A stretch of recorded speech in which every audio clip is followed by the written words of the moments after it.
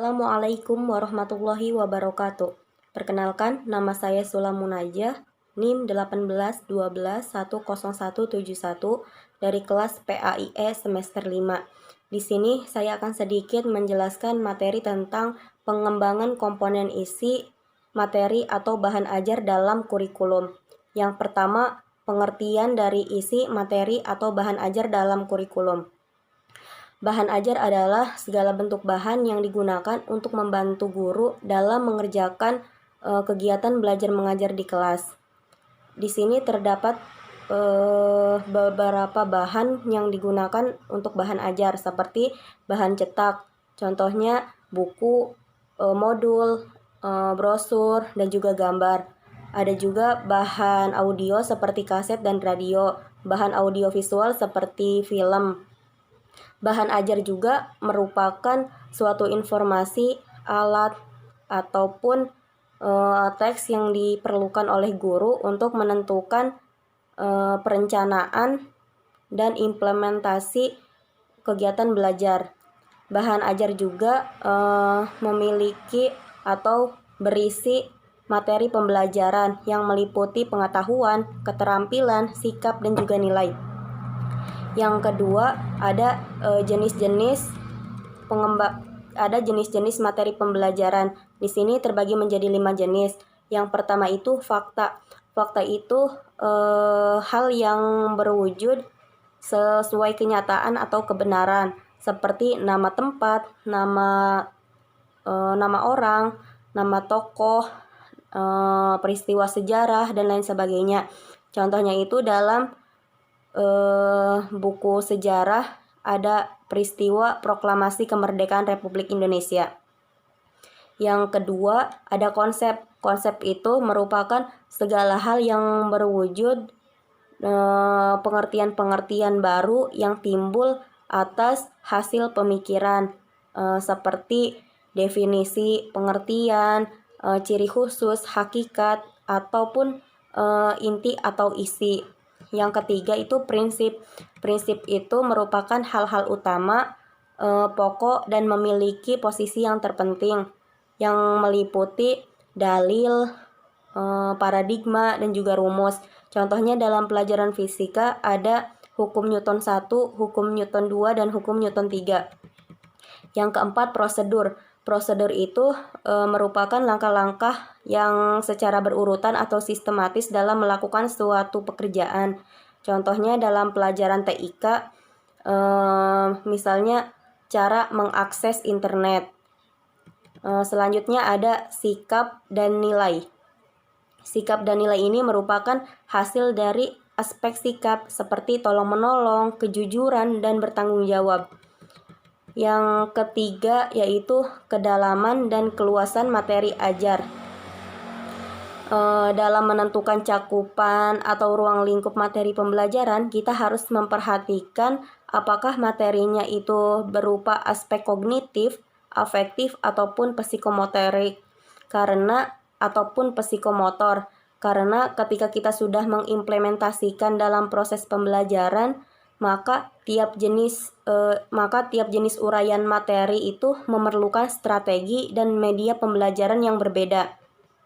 Selain jenis materi, kita juga harus memperhatikan prinsip-prinsip yang digunakan untuk menentukan cakupan materi pembelajaran yang menyangkut keluasan dan kedalaman materinya.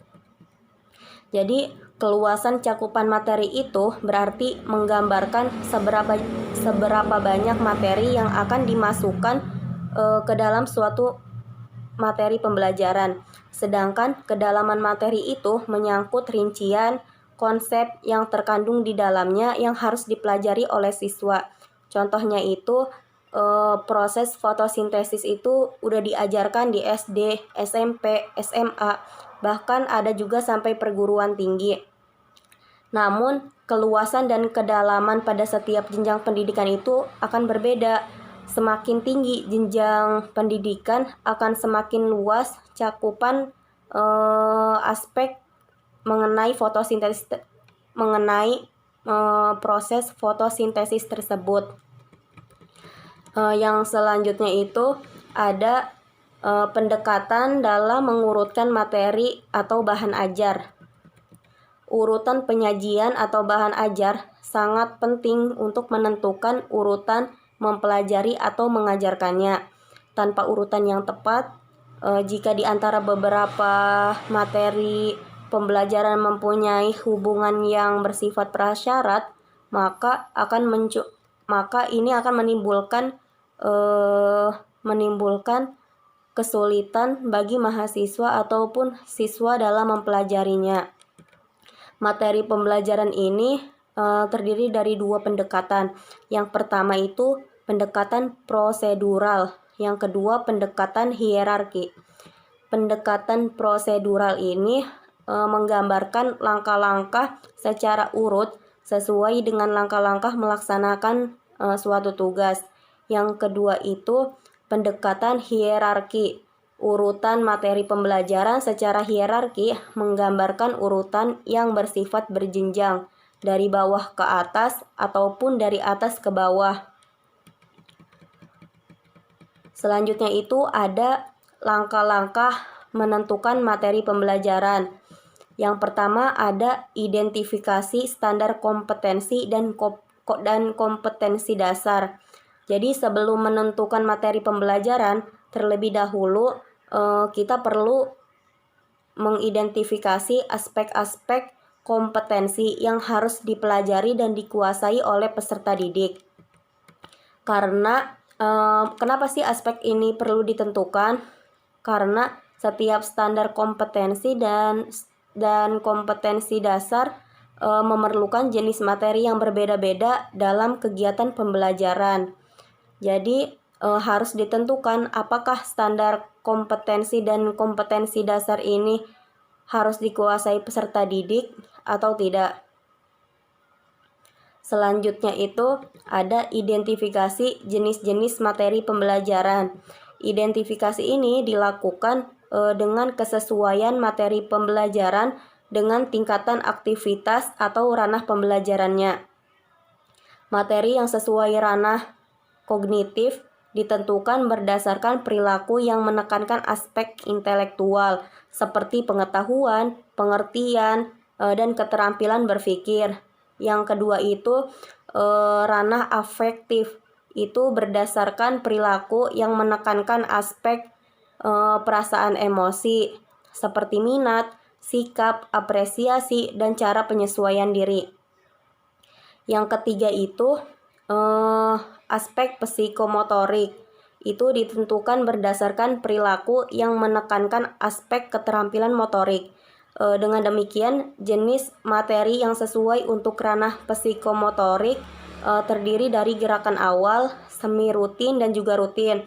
Misalnya tulisan tangan, mengetik, berenang, dan mengoperasikan komputer.